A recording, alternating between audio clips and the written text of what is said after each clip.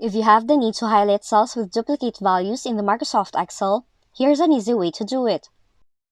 So what you need to do first is launch Microsoft Excel on your device and open the spreadsheet you're working on. After that, look for the cells you want to edit and highlight or select them.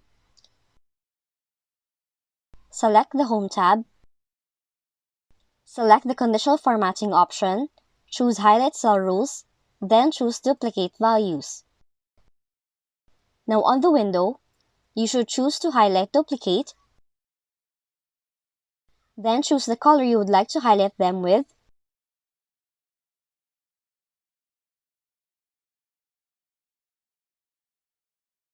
or you can also customize the color and the design.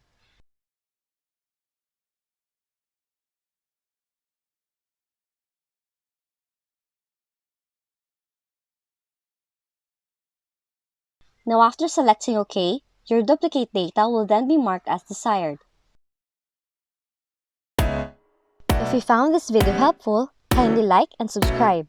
You may also click and turn on the notification bell so you can be notified from whenever we release new videos.